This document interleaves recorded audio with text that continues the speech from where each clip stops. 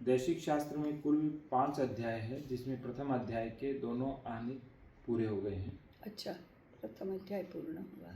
अब द्वितीय अध्याय है, और जो द्वितीय अध्याय है उसका नाम है दैशिक धर्म व्याख्यानाध्याय।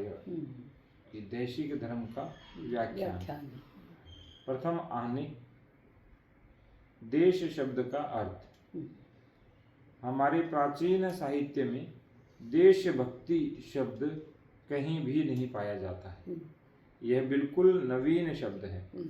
रचना भी इसकी ऐसी है कि जिसमें विदेशीयता स्पष्ट विदित है। जब हमारे देश में प्राचीन विद्या और साहित्य रूपी भगवान भास्कर अंतर्निहित हो गए, सर्वत्र अंधकार छा गया, सहसा अंग्रेजी विद्या और साहित्य रूपी चंद्रमा का उदय हुआ, लोग आनंद से फूले न समाये। उस आनंद में उनको सब दुरितों का नाश करने वाले अपने साहित्य सविता की विस्मृति हो गई। वे अंग्रेजी रंग में रंगने लगे, उनमें अंग्रेजी भावों का प्रचार होने लगा, किंतु अंग्रेजी भाषा का शीघ्र सार्वजनिक प्रचार न हो सकने के कारण अंग्रेजी शब्दों का सब देशी अनुवाद होने लगा। अतः हमारी भाषाओं में अनेक नए नए शब्द बन गए। देशभक्ति शब्द भी इसी प्रकार के बने हुए शब्दों में से है। यह अंग्रेजी पेट्रियटिज्म का अनुवाद जान पड़ता है, किंतु इससे यह नहीं समझ लेना चाहिए कि हमारे प्राचीन साहित्य में ऐसा कोई शब्द था ही नहीं। हमारे दैशिक शास्त्र में ऐसे 2 शब्द थे, एक दैशिक धर्म और दूसरा जाति धर्म। पहला अब कहीं देखने में ये नहीं खास याद रखो, जाति धर्म। ये जाति जाति करके चिल्ला चोट मच रही है। जाति धर्म मूल क्या है? जाति माने देश की प्रजा, ये जाति है। भारतीय जाति, हिंदू जाति, वो जाति तो मूल वो है। और इसी को लेकर भगवद गीता में कहा है ना, उत्साद्यन्ते जाति धर्माः कुल धर्माश्च शाश्वताः। युद्ध होगा, अपने ही स्वजनों को मारेंगे, लाखों लोग मर जाएंगे, तो जाति धर्म नष्ट हो जाएगा। जाति धर्म नष्ट हो जाएंगे, ऐसा कहा है। तो ये जाति धर्म मैंने अपनी चिति, अपनी संस्कृति, अपना धर्म, यही नष्ट हो जाएगा। तो कौन सा? एक जाति धर्म और दूसरा दैशिक धर्म। पहला अब कहीं देखने में नहीं आता। हाँ, दूसरा शब्द कहीं कहीं देखने में आता है। श्रीमद् भगवद गीता में उत्स्यादन्ते जाति धर्मः कुल धर्माश्च शाश्वतः। अभी मैंने बताया वही पंक्ति है। अब प्रश्न यह उठता है कि यदि हमारी भाषा में ये शब्द थे, तो इस पुस्तक के पूर्वाध्याय में इन शब्दों को छोड़कर देशभक्ति शब्द क्यों काम में लाया गया? उत्तर इसका यह है कि बिना व्याख्या के इन शब्दों का अर्थ कदाचित ही कोई समझे, किंतु देशभक्ति को सब समझ लेते हैं। अतः पूर्वाध्याय में देशभक्ति शब्द काम में लाया गया। इस पुस्तक में अपने प्राचीन देशिक शास्त्र का अनुशासन किया गया है। अतः इसमें व्याख्या भी उस शास्त्र में काम में आए हुए देशिक धर्म और जाति धर्म शब्दों की होगी। बिना देश और जाति का अर्थ जाने दैशिक धर्म और जाति धर्म का अर्थ समझ में नहीं आ सकता। अतः प्रथम मीमांसा देश और जाति शब्दों के अर्थों की है। साधारणतः देखो, जो लोग जाति की मीमांसा करना चाहते हैं, उन्होंने ये पढ़ना चाहिए कि मूल में जाति कहा किसको है, और क्यों जातीय जनगणना और जाति भेद और जाति व्यवस्था और ये सब चिल्ला चोट कर रहे हैं। तो मूल में जाना माने यहाँ तक जाना, वो समझना।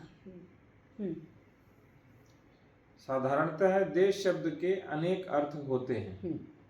यह शब्द कहीं स्थान विशेष का अर्थ द्योतक है। यथा केयूर कोटि शतता लुदेशा शिवा बुझच्छेदमपाचकार। कहीं स्थान के लिए काम में आता है, यथा तम देश मारोपित चारु चापे रति द्वितीय मदने प्रपन्ने। कहीं भाग के लिए, यथा अन्यत्र शुभ्रा शरदभ्र लेखा रंध्रेष्विवालक्ष्य नभ प्रदेशा। कहीं प्रांत के लिए, यथा युधाजितश्च संदेशात् देशं सिंधु नामकं ददौ दत्प्रभावाय भरताय वृतप्रजः। कहीं राष्ट्र के लिए, यथा अन्योन्य देश प्रविभाग सीमां वेलां समुद्रा इव न व्यतीयुः। देश शब्द के इन अर्थों में से एक भी दैशिक शास्त्र के अनुसार नहीं है, किंतु वाल्मीकि रामायण में एक स्थान पर देश शब्द इस प्रकार आया है, गो ब्राह्मण हितार्थाय जहि दुष्ट पराधमाम नहीं ते स्त्रीवध कृते घृणाकार्य नरोत्तम चातुर्वर्ण हितार्थम ही कर्तव्यम राज सूनुना नृशं समनृशं वा प्रजारक्ष कारणात् सोहम पितुर्वचः श्रुत्वा शासनाद ब्रह्मवादिनः करिष्यामि न संदेह ताटकावधमुत्तमम्। गो ब्राह्मण हितार्थाय देशस्य च हिताय च। यह निश्चय देश ऐसी भूमि के अर्थ में आया है जहाँ गो भक्ति और ब्राह्मण की प्रतिष्ठा हो, जहाँ ब्राह्मणादि चार वर्ण रहते हो, अर्थात जहाँ आर्य जाति रहती हो। हमारे देशिक शास्त्र में भी यह शब्द इसी अर्थ में आया है। दिश धातु में घन्य प्रत्यय लगाने से देश शब्द बनता है। दिशतीति देश है, अर्थात जो भूमि अपनी आश्रित जाति को सूचित करती है वह देश कही जाती है। देश और जाति में समवाय का संबंध होता है। जैसे बिना तंतुओं के कोई वस्त्र नहीं हो सकता, किंतु बिना वस्त्र के तंतु हो सकते हैं, एवं बिना जाति के कोई भूमि देश नहीं हो सकती, किंतु बिना देश के जाति होती है। दैशिक शास्त्र जैसे बिना देश के यहूदी जाति थी, यहूदी जाति नहीं है तो देश नहीं हो सकता। फिर इज़राइल यहूदियों का देश नहीं होता। तो बिना जाति के देश नहीं हो सकता, बिना देश के जाति हो सकती है। जैसे बिना तंतु के वस्त्र नहीं हो सकता, बिना वस्त्र के तंतु हो सकते हैं। तो इज़राइल फिर बाद में बन गया जाति की। हाँ, तो फिर वो वस्त्र बन गया तो देश बन गया। ये जाति थी इसलिए देश बन गया। अगर पूरी भूमि पर से यहूदी जाति ही समाप्त हो जाती तो यहूदी देश नहीं बनता। भाई इससे इतर प्रश्न है, यहूदी इतने इंटेलिजेंट क्यों होते हैं? होते हैं क्या? अच्छा, भारत के लोग आत्म तत्व को क्यों मानते हैं और अमेरिका के क्यों नहीं मानते? जीवन दृष्टि। क्यों भारत की जीवन दृष्टि ऐसी क्यों है? अमेरिका की ऐसी क्यों नहीं है? वहाँ का वातावरण, भूमि इससे प्रभावित होते हैं। हाँ, वही है कि कुल मिलाकर उस भूमि का, उस भूभाग का पंच महाभूतात्मक जो होता है वर्णन, माने जो पंच महाभूतात्मक स्थिति होती है, उन सबको मिलकर देश का स्वभाव बनता है, जाति का स्वभाव बनता है। केवल पंच महाभूतात्मक नहीं, तो विचार, भावना, बुद्धि, अहंकार, चित्त, संस्कार आदि सबको मिलाकर जो उस स्थान विशेष का स्वभाव बनता है, उससे जाति का स्वभाव बनता है।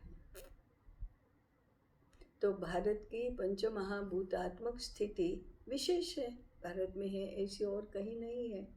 भारत की मानसिक रचना ऐसी ही है, माने सत्व रजत तम इन गुणों की स्थिति, माने पंचमहाभूत और 3 गुण, इनकी स्थिति विशिष्ट है, जिसमें इसी प्रकार से बुद्धि साक्षात्कार की ओर प्रेरित करती है और आत्म तत्व की अनुभूति करती है, और जगह पर नहीं करती। इसी प्रकार से यहूदी लोगों की बुद्धि तो तेजस्वी होती है, परंतु उनको भी आत्म तत्व की अनुभूति नहीं होती। वे अब्राहमिक थिंकिंग वाले ही हैं, इंटेलिजेंट होंगे, परंतु भारतीय दृष्टि वाले नहीं हैं, आत्मदृष्टि वाले नहीं हैं। आत्मदृष्टि तो नहीं है। आत्मदृष्टि यदि नहीं। आत्मदृष्टि नहीं हो तो धन बल के आधार पर प्रकृति नष्ट नहीं करती। हाँ, धन और बल ये 2 ही है। हाँ, कुछ सज्जनता होगी, कुछ शिष्टता होगी, कोई अभिजात होंगे,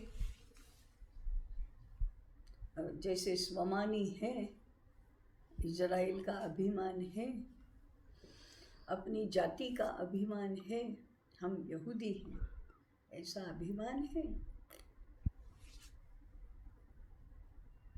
परंतु ऐसा अभिमान 200-400-500 वर्षों में हिंदू जाति का नष्ट हो गया, तो भी हिंदू जाति है, क्योंकि आत्म तत्व की अनुभूति है।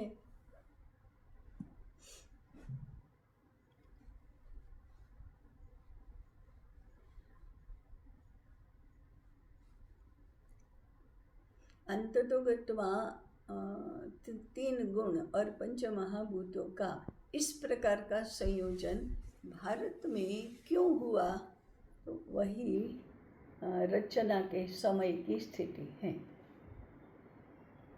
जब विभिन्न भूभाग, विभिन्न ग्रह नक्षत्र बनने लगे, तो उसमें ये भूभाग ऐसा बना, वो भूभाग ऐसा नहीं बना। तो परमात्मा की ही रचना है कि भारत देश और भारतीयों की जाति ऐसी बनी, वहाँ की नहीं बनी। तो सभी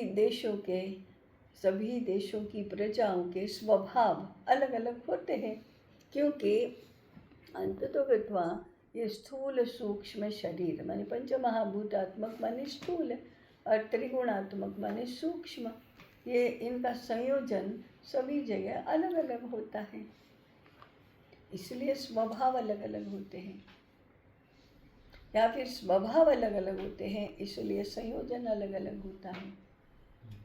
तो जब रचना का प्रारंभ हुआ, तब ये तय हुआ कि यहाँ के लोग कैसे होंगे, वहाँ के लोग कैसे होंगे, वहाँ के कैसे होंगे। तो ये जो बोलते हैं कि यांत्रिक रूप से रचना हुई, बिग बैंग विस्फोट तो हुआ, वो तो भौतिक दृष्टि से ही सब कुछ देखते हैं, इसलिए उनका गॉड पार्टिकल भी भौतिक ही है। गॉड पार्टिकल तो भौतिक ही है।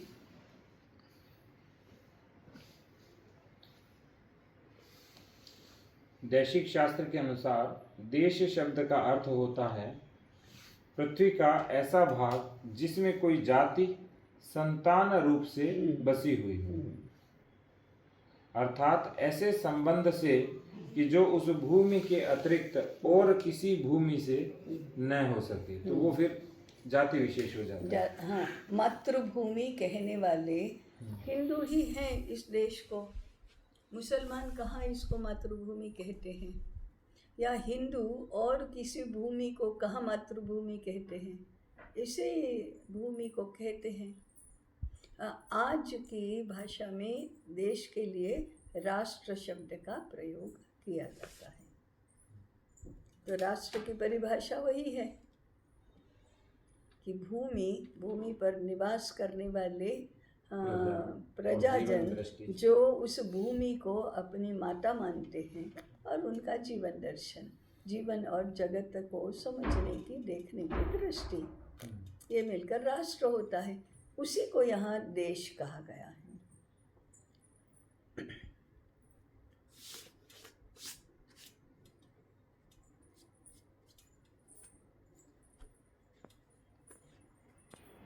तो इस तरह से हमारा जो देश है वो हमारी हिंदू प्रजा और उसकी जीवन दृष्टि और उसी के अनुसार मातृभूमि, शेष तो मानेंगे नहीं क्योंकि उनकी जीवन दृष्टि भी नहीं है और अन्य वातावरण से भी आए हैं। वातावरण दूसरे विपरीत वातावरण में रह रहे हैं। इंग्लैंड के लोग इंग्लैंड को मदरलैंड नहीं कहते, फादरलैंड कहते हैं। मदरलैंड तो शायद केवल रशिया कहता है। रशिया क्या कहता है नहीं मालूम मुझे। नहीं, मैंने एक का साम्यवादी रशिया तो नहीं कहेगा, लेकिन रशिया भी तो एशिया का ही भाग है। तो एशिया में कहो न कहो पूर्ण इतिहास में हिंदू की ही छाप है। हाँ, ये हिंदू की ही छाप है। चीन कहो तो हिंदू की छाप है, जापान कहो हिंदू की छाप है, इंडोनेशिया कहो, म्यांमार कहो, हिंदू की ही छाप है। मदरलैंड कहते थे रशिया में। हाँ, कहते हैं मदरलैंड। मुसलमान मदरलैंड नहीं कहेंगे, वतन कहेंगे।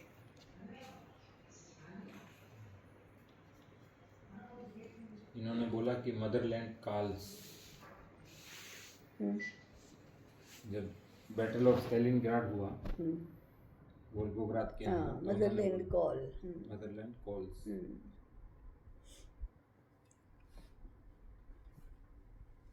वतन की पुकार।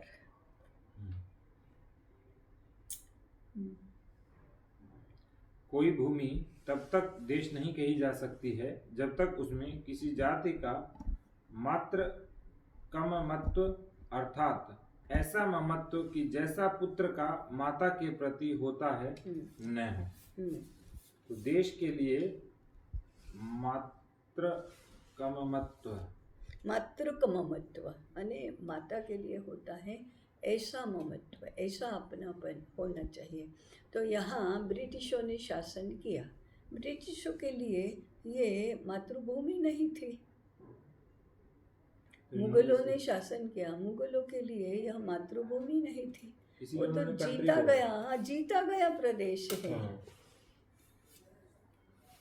इसलिए यहाँ के लोगों का भला करना ये शासकों का विचार हो ही नहीं सकता। वो तो यहाँ से धन इकट्ठा कर करके इंग्लैंड के अपने घर ले जाना चाहते थे। अभी एक पुस्तक आई जिसमें आया था कि 40 ट्रिलियन डॉलर ले गए 1947 तक।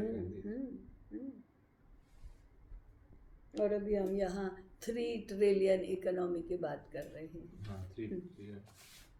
तो भारत की समृद्धि की कल्पना ही नहीं हो सकती, ऐसी आज की स्थिति है। इसलिए लोग इसको कल्पना बना लेते हैं। और क्या, और लोग तो नहीं कर सकते, हम भी नहीं कर सकते। अभी पुराने वर्णन हम पढ़ते हैं तो भले ही मैंने उपन्यास में पढ़ा है, लेकिन वो ऐतिहासिक उपन्यास हैं। पाटन में सोलंकी वंश का राज्य था, तो उसका व्यापार देश विदेश का व्यापार इतना बड़ा था, व्यापक था। तो वहाँ के श्रेष्ठी लोग जो होते थे, माने व्यापारी लोग होते थे, तो कुछ व्यापारी ऐसे होते थे जिनके घरों पर ध्वजा फड़कती थी। ये इस बात का संकेत था कि इसका वार्षिक टर्नओवर 1 कोटि सुवर्ण मुद्रा का है। ये 11वीं शताब्दी की बात है, ने 1000 वर्ष पूर्व की। वह 1 कोटि सुवर्ण मुद्रा माने क्या होता है आज के समय में। और कुछ श्रेष्ठी ऐसे होते थे जिनके दरवाजे पर नौबत बजती थी इसका ये किस बात का संकेत था कि इस श्रेष्ठी का वार्षिक टर्नओवर 56 कोटि स्वर्ण मुद्राओं का है। 56 करोड़ स्वर्ण मुद्राएं। हाँ, क्या होता है यार।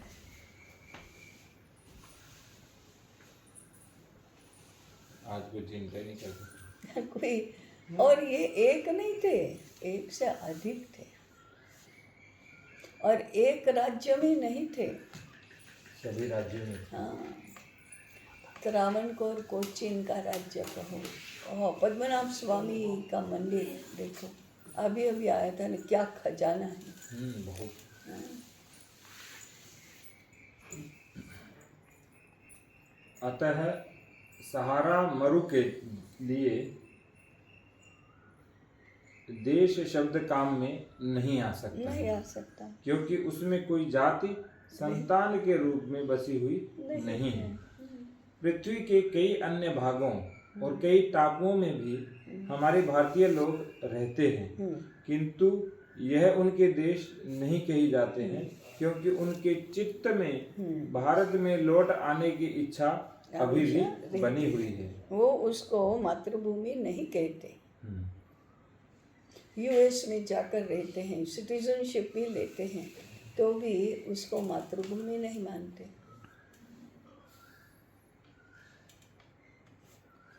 अभी भारत से उनका मातृक संबंध बना हुआ है। जब तक भारत से उनके इस संबंध का विच्छेद नहीं हो जाता है, तब तक वे भाग अथवा वे टापू उनके देश नहीं कहे जा सकते। एवं भारत भी अंग्रेजों का देश नहीं कहा जा सकता है, चाहे राज्य उनका वहाँ हो, क्योंकि वे लोग वहाँ संतान के रूप में बसे हुए नहीं हैं। हाँ। जो कोई थोड़े अंग्रेज वहाँ बसे हुए हैं, वे भी संतान के रूप से बसे हुए नहीं हैं। उनके चित्त में इंग्लिस्तान को लौट जाने की इच्छा अभी भी बनी हुई है।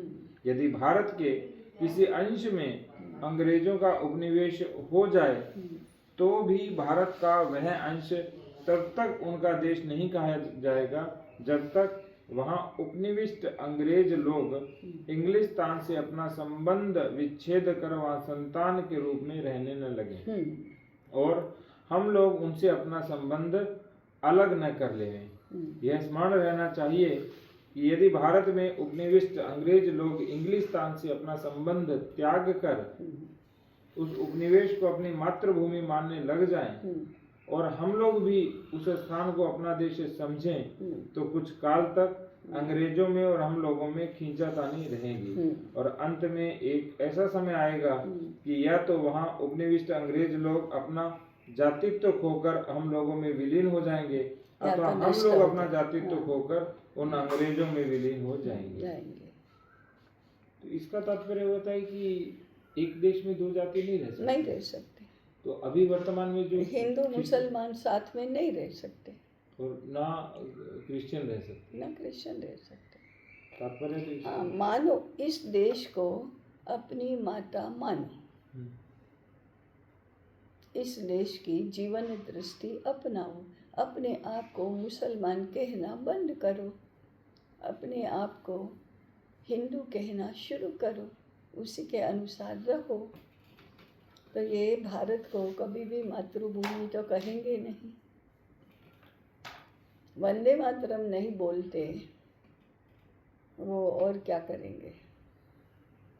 जो बद्री साहिब जी है, वो तो स्पष्ट रूप से कह रहे हैं कि मान लो मातृभूमि मानने भी लग जाए, और हम लोग भी उस स्थान को या उन लोगों को अपना समझने लगे, तो भी खींचातानी रहेगी, और एक समय तो ऐसा आएगा कि एक जाति तो पूरी तरह विलीन हो जाएगी। हाँ, तो या तो मुसलमान हिंदू बन जाए, या हिंदू पूर्ण रूप से मुसलमान बन जाए, तो संभव है। परंतु आज मुसलमान भी कहते हैं ये हमारा हिंदुस्तान है, और भारतीय भी हिंदू भी कहते हैं ये हमारा हिंदुस्तान है किसका हिंदुस्तान? कौन मानता है कि ये हमारी मातृभूमि है?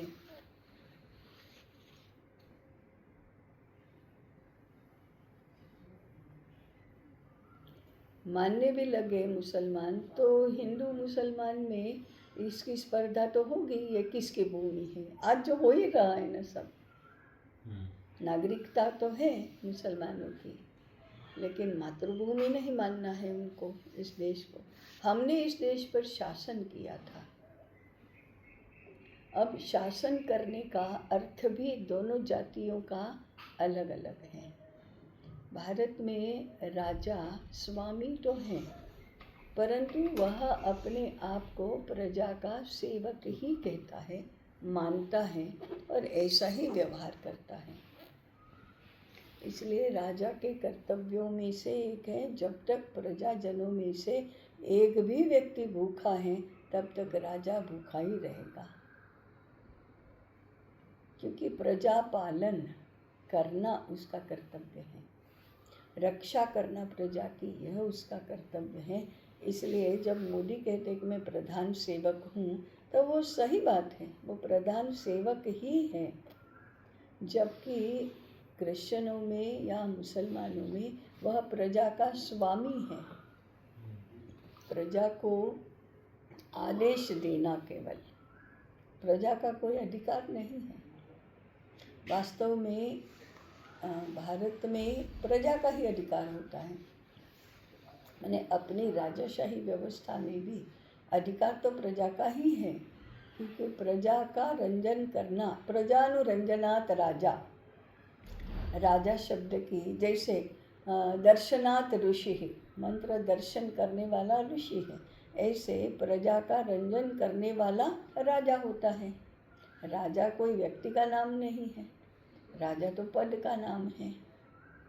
तो प्रजानुरंजना, प्रजा को खुश रखने वाला राजा होता है।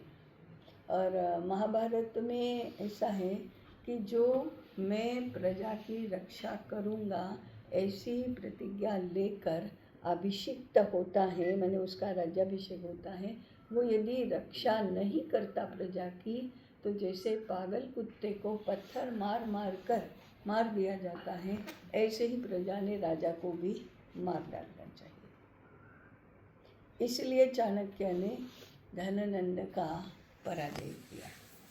सुराज्य संहिता में भी ऐसे आता है। हाँ, सुराज्य संहिता में भी ऐसा ऐसा ही है।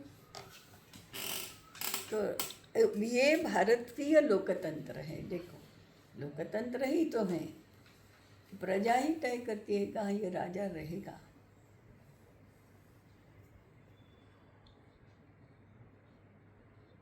वो सामान्य रीति में ऐसा होगा कि राजा का बेटा राजा बनेगा, बड़ा पुत्र राजा बनेगा, ये परंपरा है, परंतु अनिवार्य नहीं है। दुष्ट है, लायक नहीं है तो राजा नहीं बनेगा, बड़ा बेटा लायक नहीं है तो नहीं बनेगा। वो कानून नहीं है, माने वो ऐसा जिसको कहते ऐसा अधिकार नहीं है, संविधान का अधिकार नहीं है कि बड़ा बेटा ही राजा बनेगा या राजा का पुत्र ही राजा बनेगा।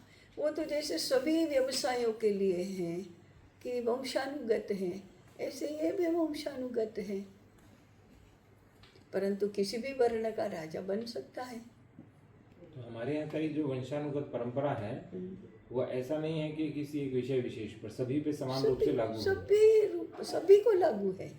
और परंपरा सवाया और समृद्धि का प्रतीक है। हाँ। तो आज जो परिवारवाद कहते हैं वो आज के संदर्भों में कहते हैं। बाकी देखो, हर कोई केवल वोट ज़्यादा मिले इसलिए सांसद बन जाएगा, ना उसको कोई सांसदगिरी की ट्रेनिंग मिली है, ना शिक्षा मिली है, तो वो सांसदगिरी करेगा कैसे? ऐसे ही सांसद माने बहुमती वाला पक्ष का फिर ऐसे ही प्रधानमंत्री बन जाएगा, वो कैसे? उसको प्रधानमंत्री बनने की ट्रेनिंग क्या मिली है, क्या शिक्षा मिली है? कोई शिक्षा तो है नहीं। जबकि भारतीय राज्यतंत्र में राजा और अमात्य यानी शासन और प्रशासन के अधिकारी, इनको गुरुकुल में शस्त्र शास्त्र और शील की शिक्षा दी प्राप्त करना अनिवार्य है। अनपढ़ राजा कभी होता है क्या? भारत में तो हुए हैं ताई, बारंबार राज्यों के मुख्यमंत्री तो। अभी हुए हैं ना। ये भारतीय लोकतंत्र थोड़े हैं, भारतीय राज्यतंत्र थोड़े हैं। तो उसे ताई भारतीय राज्य तंत्र कहेंगे या लोकतंत्र कहेंगे? भारतीय राज्यतंत्र का स्वरूप लोकतंत्र का है, लोकतांत्रिक है। ये लोकतंत्र कहते ही चुनाव और मत, डायरेक्ट या इनडायरेक्ट प्रतिनिधित्व, ये आता है समझ में।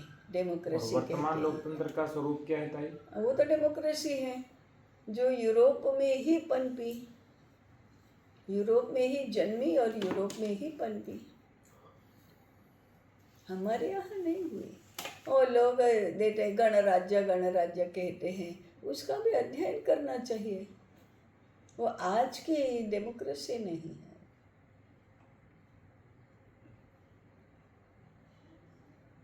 नहीं, सर गिनो, सर की गिनती करना, इतने लोगों ने वोट दिया, तो 49-51 में क्या होता है? 0 and 100, ये क्या हुआ? तो जिसको कहते हैं यूनिफॉर्मिटी, काउंटेबल, गणना करो बस, तो ये आंतरिक पद्धति हुई है। इसीलिए ताई कहते हैं कि लोकतंत्र में सिर्फ गिने जाते हैं, तोले नहीं जाते। हाँ, गिने ही जाते हैं। उसमें बुद्धि कितनी है वो नहीं देखा जाता। और फिर पंडित लोग कहते हैं प्रजा में सूझबूझ होती है, प्रजा समझती है। वोट देते समय क्या समझ होती है उसकी? एक ताई कार्टून आया था बहुत पहले, शायद मैं छोटा ही था, 12वीं या ग्रेजुएशन में था, तो सब लोग वोट देने जा रहे हैं। एक बेवड़े को 1500 रुपये दिए, वो भी वोट देने जा रहा है। और एक इधर से यूनिवर्सिटी से यानी कुलपति के स्वरूप में निकल रहे थे, वो भी देने जा रहे थे। एक विद्वान ब्राह्मण थे, वो भी देने जा रहे थे। व्यापारी भी जा रहे थे, किसान भी जा रहे, उसमें सबका दिया। तो उनका भाव ये था कि ये जो स्थिति है ये सही नहीं है कि आप वोट क्रय भी कर सकते हो, वोट ऐसे भी डलवा सकते हो। और 4 गुंडे और 1 सज्जन, भारी कौन पड़ेगा? 4 गुंडे ही भारी पड़ेंगे ना। तो उनका प्रतिनिधि मुख्यमंत्री हो जाएगा, होते ही है। तो गिनती से तो नहीं होता कुछ। मैंने 90% लोग कहे अगर कि ये तो रात्रि के 8 बजे हैं, तो 8 बजते हैं क्या? कभी रात्रि के 8 बजते हैं।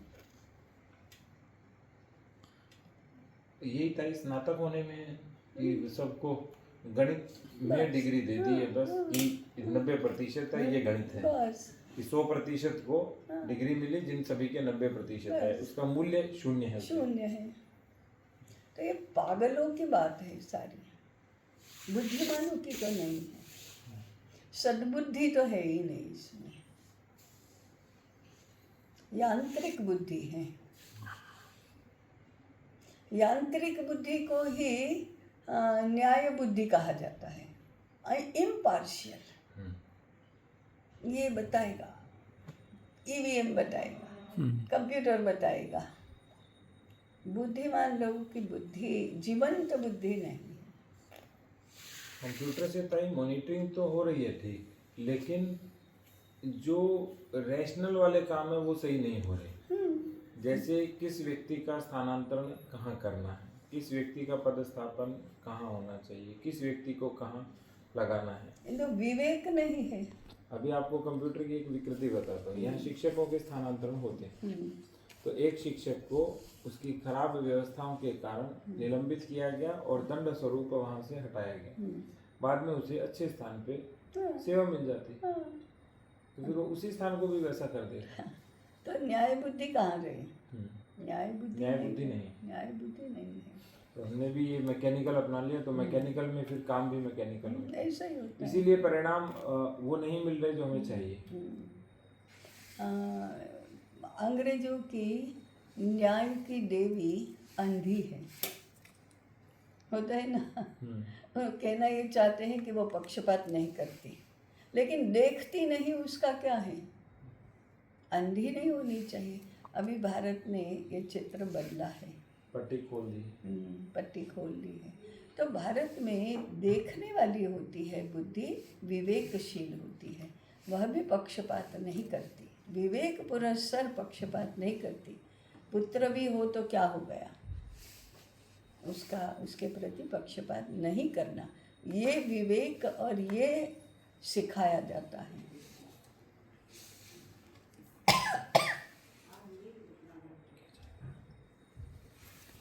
चाय वगैरह। हाँ, उनके चित्त में इंग्लिस्तान को लौट जाने की इच्छा अभी भी बनी हुई है। यदि भारत के किसी अंश में अंग्रेजों का उपनिवेश हो जाए तो भी वह भारत का अंश तब तक उनका देश नहीं कहा जाएगा जब तक वहाँ उपनिविष्ट अंग्रेज लोग इंग्लिस्तान से अपना संबंध विच्छेद करके वहाँ संतान के रूप में न रहने लगे और हम लोग उससे अपना संबंध अलग न कर लेंगे। यह स्मरण रहना चाहिए कि यदि भारत में उपनिविष्ट अंग्रेज लोग इंग्लिस्तान से अपना संबंध त्याग कर उस उपनिवेश को अपनी मातृभूमि मानने लग जाएं और हम लोग भी उस स्थान को अपना देश समझे तो कुछ काल तक खींचतानी रहेगी, लेकिन अंत में एक जाति दूसरी में विलीन हो जाएगी। हम लोग अपना जातित्व खोकर उन अंग्रेजों में भी विलीन हो जाएंगे। तब जिस जाति का हाथ ऊपर रहेगा वह उस स्थान को अपना देश कह सकेगी। यह भगवती प्रकृति का सनातन नियम है कि एक भूमि दो जातियों का देश नहीं हो सकती।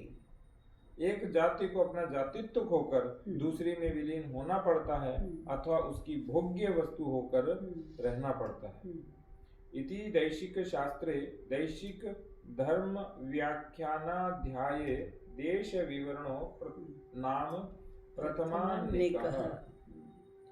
तो ताई दो ही विकल्प है, या तो वो अपना जातित्व खोकर विलीन हो जाए या फिर एक दूसरी को दास बना ले। इतना स्पष्ट तो कोई नहीं बताता। कोई नहीं बताता, इसलिए मूल ग्रंथ है। दूसरा आने शुरू करेंगे। आपका समय देखो।